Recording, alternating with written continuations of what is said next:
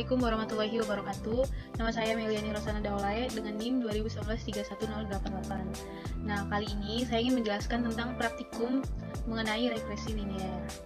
Nah, praktikum regresi linier ini saya menggunakan Google Colab. Nah, pertama, regresi linier ini merupakan teknik yang mencari hubungan antara variabel dependen dengan variabel independen. Nah, dalam programnya ini untuk memanggil library pandanya yang dipanggil adalah PD. Nih, kita menggunakan import pandas as PD. Nah, selanjutnya kita sisipkan sampel ataupun dataset yang akan diolah. Nah, contohnya di sini saya ambil pizza. Objek barunya pizza ini datanya ada diameter dan harga. Di sini ada diameter dan harga, yang dimana diameter dan harga ini memiliki 5 data yang berbeda-beda. Nah, untuk menampilkan pizza dalam bentuk tabel dengan menggunakan metode yang ada di library pandasnya ini, untuk membuat variabel baru, misal nih pizza df. Df itu singkatan dari data frame, sama dengan panggil metodenya dengan pd.dataframe yang di dalamnya yaitu variabel pizza. Pizza ini adalah variabel dictionary yang ada kombinasi dengan tipe data list karena menggunakan fungsi. Nah, untuk menampilin data di output, kita panggil library-nya pizza underline df. Nah, akan muncul tabel seperti ini, yang dimana ada terdapat diameter dan harganya. Selanjutnya, visualisasi dataset. Visualisasi dataset yang ada dalam bentuk grafik, cara itu dengan memakai scatterplot yang adanya di library matplotlib. Nanti kita menggunakan import matplotlib.fdplot.spt. Nah, selanjutnya kita visualisasi data tabelnya untuk menampilkan grafiknya. Nah, caranya itu kita pakai nama data frame pizza underline df.plot yang di dalamnya ada 3 parameter. Nah, variabel independen ini merupakan variabel yang mempengaruhi. Contohnya itu diameter pizza. Nah, kalau variabel dependen atau yang dipengaruhi itu variabel harga. Biar lebih jelas dipakein judul ataupun label menggunakan plt.title. Nah, fungsi plt.y, plt.x, dan plt.title gunanya itu untuk melengkapi grafiknya. Lalu menggunakan metode matplotlib, xlim, dan ylim itu untuk batasan sumbu pada grafiknya. Nah, sedangkan plt.grid biar grafiknya ini lebih mudah dibaca, itu dibentuknya kotak-kotak gitu. Nah, dimana 1 untuk nampilin gridnya dan 0 itu untuk gridnya itu nggak nampil gitu. Nah, lalu plt.show itu untuk nampilin hasil dari visualisasinya. Ini akan muncul dari diameter dan harga dari pizza tersebut. Nah,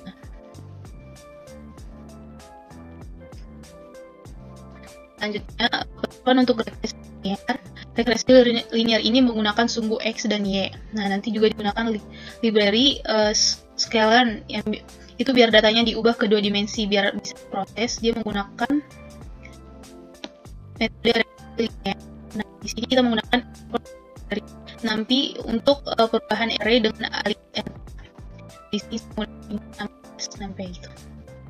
Karena akan merubah dari dimensi 1 ke dimensi 2, kita tuh pindahin dulu diameter dan harganya agar yang ditampilin nanti hanya angka-angka saja gitu.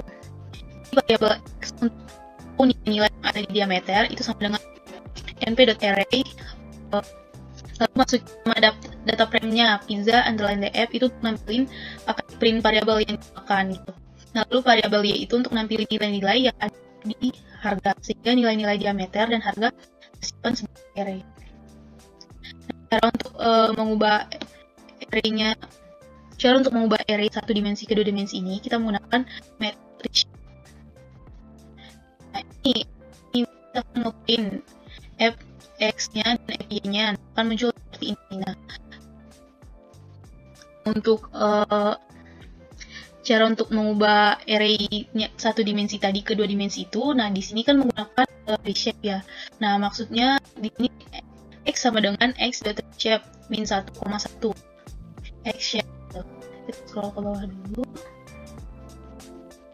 Nah, ini dari min 1,1 ini itu tuh biar jadi 1 kolom. Nah, dia akan mengubah yang awalnya 1 baris menjadi 1 kolom seperti itu. Nah, training menggunakan regresi Menggunakan regresi linear di sini menggunakan import regresi linear dari skala dengan prompt skala linear.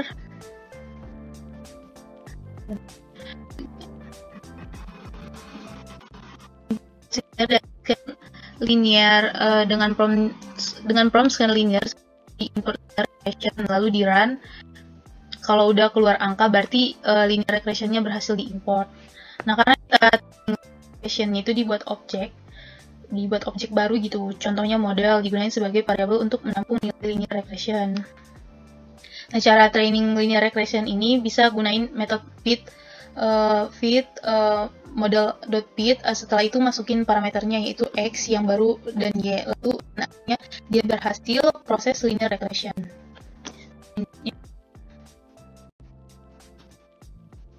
Pada pemvisualisasian regression itu dalam bentuk grafik, kita membuat variabel baru, misalnya x, ini x dengan mp.array 0,25 .shape min 11 gitu.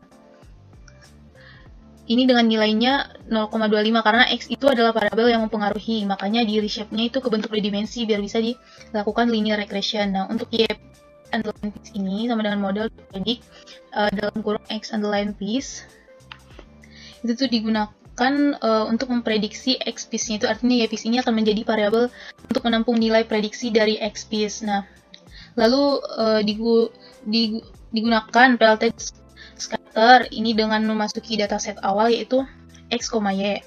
Untuk plot plt.plot ini itu tuh untuk memasukkan dataset baru yaitu x underline piece dan y piece. Di bagian ini digunakan parameter tambahan yaitu dars min r, itu untuk mengubah warna garis pada grafiknya nanti. Nah, titik biru hasil dari plot scatter ini nampilin visualisasi dataset.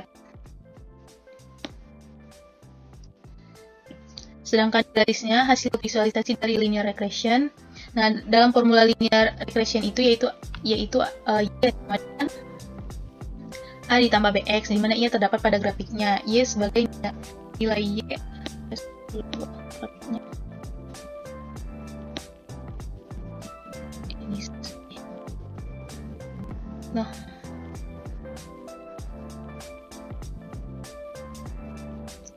Nah, tadi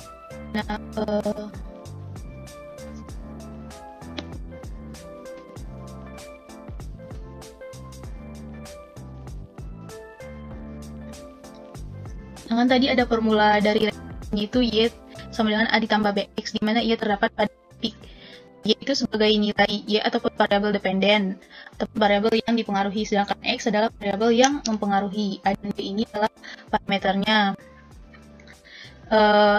Untuk titik awal garis merah ataupun titik dari potongan adalah nilai dari A. Nilai B ini adalah nilai kemiringan dari garis merah. Untuk tahu nilai A dan B ini dengan menggunakan metode model intercept. Kita buka dulu seperti ini. Nah, untuk tahu nilainya,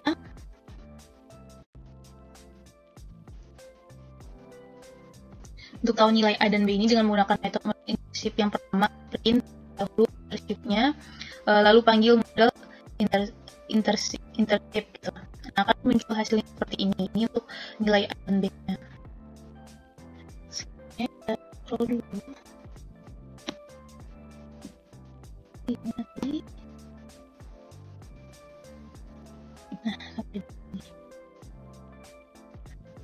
Nah, untuk mencoba menampilkan nilai parameter B yaitu slope, caranya menggunakan metode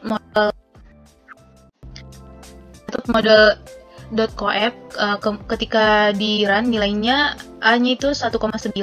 Ini nilai A-nya 1,9, nilai B 0,97. Nah, coba menggunakan hasil training tadi itu untuk memprediksikan data yang baru. Misalnya nih, data diameter diubah menjadi 1, 2, 3 atau seberapa gitu yang kita inginkan. Nah, dari program ini kita akan mencari tahu berapa hasil variabel harga untuk masing-masing diameter baru. Nah, caranya itu kita akan menginput nilai data diameter yang baru dengan membuat variabel baru. Nah, misal di sini diameter pizza, lalu disimpan sebagai array-nya, lalu masukkan nilai barunya.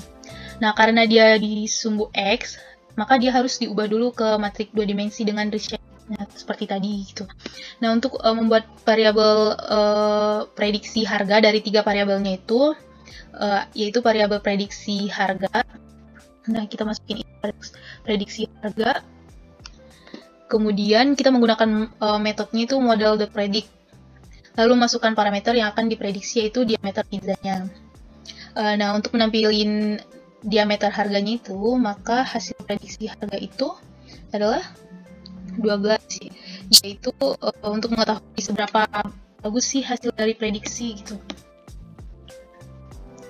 Menggunakan linear regresi dengan menggunakan teknik evaluasi R-square, dan R-square itu akan membandingkan nilai training dan nilai tesnya. Nah, kita siapkan dulu datasetnya dan dataset tesnya yang lama dengan variabel baru, yaitu xtrain. Nah, xtrain sama dengan nt.array, dan dataset untuk testingnya itu xtest dan search ya.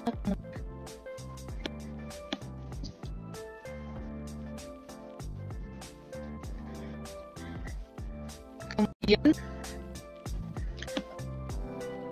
trainingnya kita menggunakan model linear, ini kita dulu.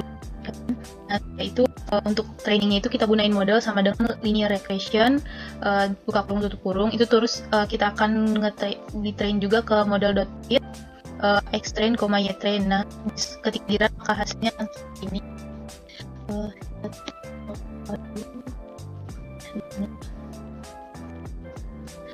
Testingnya kita akan membandingkan nih data testingnya dengan data training tadi. Nah, kita menggunakan metode yang ada di Scikit-learn, yaitu R2 score. Nah, untuk jalanin fungsi untuk R square-nya di Scikit-learn digunakan library R2 score, yaitu from scikit-learn.matrix import 2 score. R2 score, karena kita udah punya library R2 score nih, kita bisa langsung nyari nih di mana R square-nya gitu untuk membandingin dua dataset yang ada. Lalu nih kita siapin variabel tambahan untuk menampung hasil dari prediksi xtest, yaitu gpred sama dengan model.predict xtest.